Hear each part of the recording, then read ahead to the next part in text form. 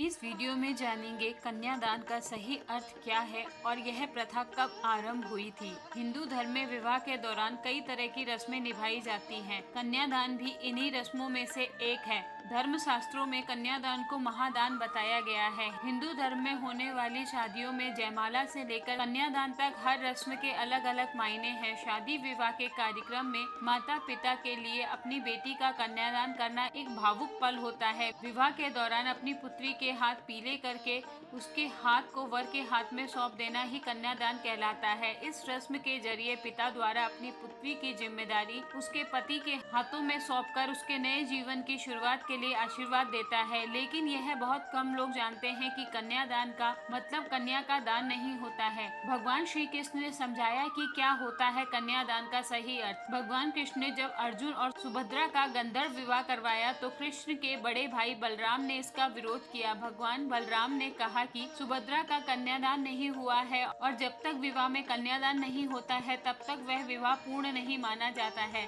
जब भगवान श्री कृष्ण ने कहा कि पशु की भांति कन्या का दान का समर्थन भला कौन कर सकता है। कन्यादान का सही अर्थ है कन्या का आदान, न कि कन्या का दान। शादी विवाह के दौरान कन्या का आदान करते हुए पिता कहता है, मैंने अभी तक अपनी बेटी का पालन पोषण किया है और उसकी जिम्मेदारी निभाई है, अतः मैं आज से आपको अपनी पुत्री सौंपता हूँ और आपसे यह वचन मांगता हूँ कि जिस तरह मेरी पुत्री को किसी भी चीज की कमी मायके में महसूस नहीं हुई, आप भी ठीक वैसे ही इसका पालन पोषण की सारी जिम्मेदारियां उठाएंगे। इसके बाद वर कन्या की जिम्मेदारी अच्छे से निभाने का वचन देता है। इसी रस्म को कन्या का आदान कहा जाता है। इस रस्म का मतलब यह नहीं है कि पिता ने पुत्री का दान कर दिया है और अब उसका उस पर कोई अधिकार नहीं है। आदान का मतलब है लेना या ग्रहण करना। इस तरह एक पिता अपनी कन्या की जिम्मेदारी वर को सौंपता है और वर उसके दायित्वों को ग्रहण करता है। भगवान कृष्ण आगे बताते हुए कहते हैं कि बेटियां परमात्मा की दी हुई सबसे प्यारी सौगात होती हैं। उनका दान नहीं आदान किया जाता है। अब जानते हैं कैसे शुरुआत हुई थी कन्यादान प्रथा की। हिंदू धर्म में शास्त्रों के अनुसार कन्या का